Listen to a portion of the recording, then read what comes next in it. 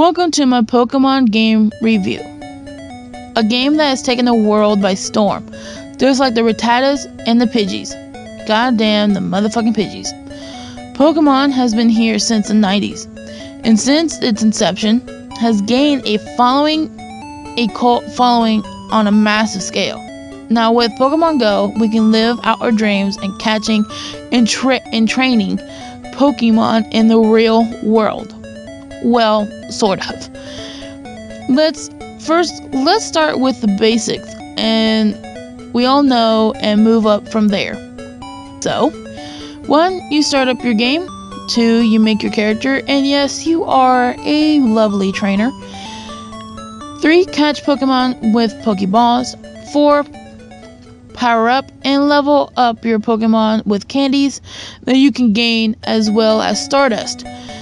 And not with leveling or certain stones, but candies and magical Stardust that we get from space.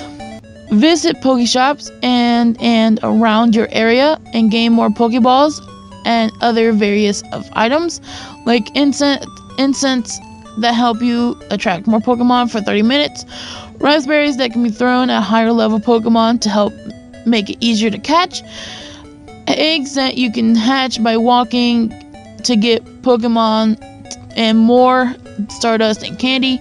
6, you can track your Pokemon that you're most interested in by selecting said Pokemon by tapping on your tracking tab located at the bottom right hand corner of your screen. 7, once you have caught enough Pokemon to gain a trainer level of 5, you can travel to a gym and pick between 3 teams: Team Valor, Team Mystic, and Team Instinct. After choosing your preferred team, you can battle, and I use the term battle loosely. Other players' Pokemon that have been left behind to defend chosen gym. Winning a battle at an opposing team's gym will lower the team's prestige, and once you won each battle at a gym, you can kick those players out and become the new leader and claim that gym for your team. Leave your Pokemon there to defend your gym, and you will gain free rewards such as Stardust, Pokecoins. This is the only way to earn Pokecoins without buying them through microtransactions. We will touch on that subject of microtransactions a bit later. So anyway, for every 21 hours that you hold a gym, you will be able to farm 10 Pokecoins and 500 Stardust. Now that we got the basics out of the way, let's move on to a fun review where I want to give you some facts and some of my opinions on things that are wrong with the game in its current state. Okay, so if you're looking for the traditional turn-based battle system, it's not here. As of right now, the only battling to be done is at a gym. You don't get to select what attack you like to interact. Timing must be on point, which can be difficult to predict because the Pokemon's attacks aren't very telegraphed, meaning there isn't a particular pattern to them. Also, as the game currently sits, you can't battle with friends or family freely, which is one of the things that made the previous Pokemon titles great. Currently, you can't interact with other players as you can't even see them on your map. Now, Niantic will be adding trading between players soon, so we may see a change in that hopefully. We will just have to play the good old waiting game and see. Now let's move on to Pokemon variety and Pokeshops. Pokemon of all types and species should be everywhere.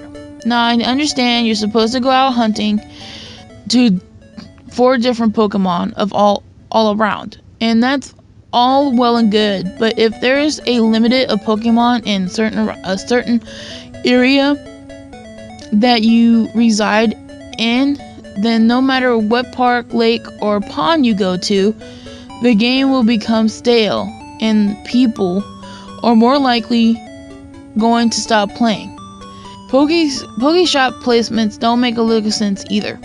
And I know it's based on landmarks, but if you live right next to a grocery store somewhere that would make sense to be a Poke Shop, and it's not, it won't be one.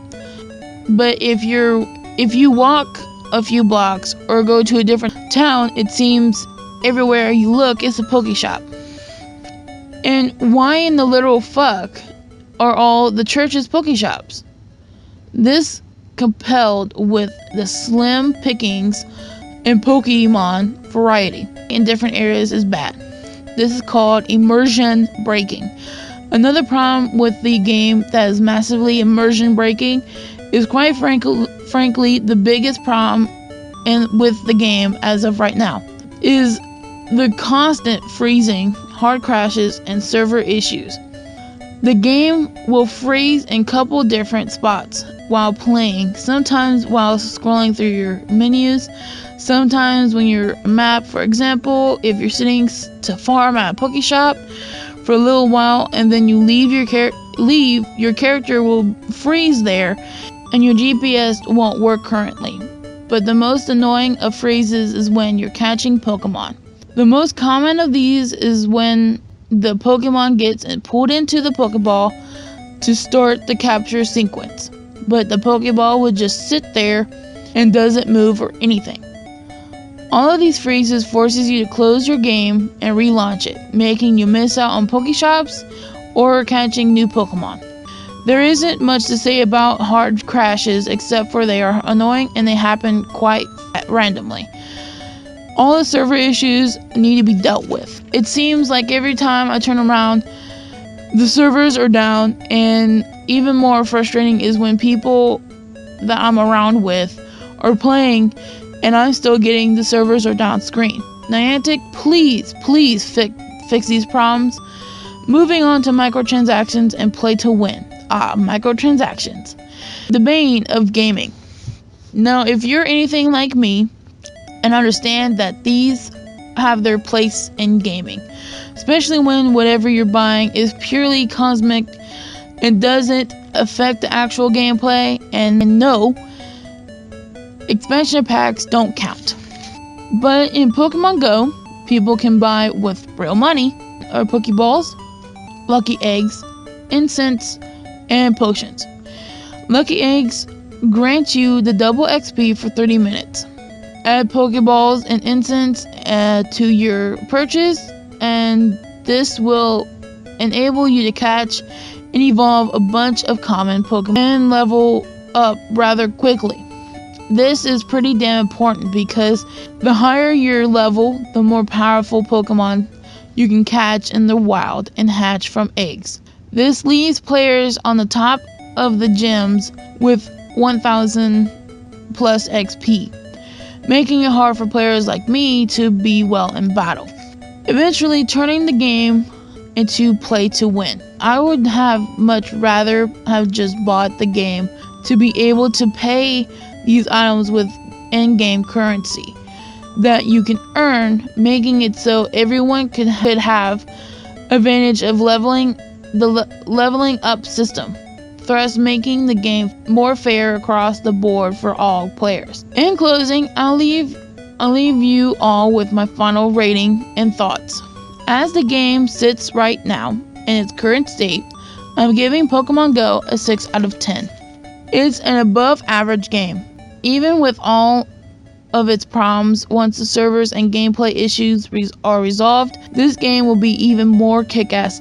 There is a solid foundation here for an epic mobile game. This is a fun game. My brother, his wife, and myself are enjoying this game massively. We have a lot of fun going out hunting for new Pokemon together.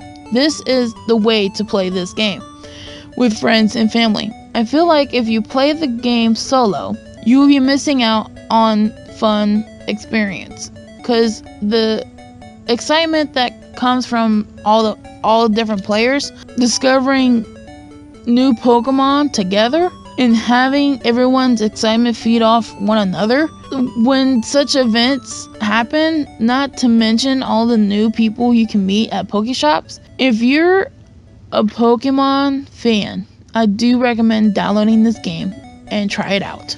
This is my very first video game review and a new type of video for my channel.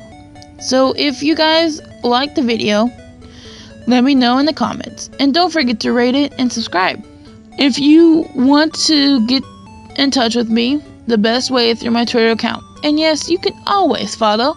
This video has been in collaboration with my brother and his wife, which my brother also has a Twitch account, so please go check out his channel. It's really cool. He does live gameplays like Dark Souls 3, Destiny, Fallout 4, and others. I'll leave the link in the description. Thank you all for watching. If you're made it this far, you're awesome and I love you. Please remember not to Pokemon and drive. Happy hunting and go out and catch them all. Bye.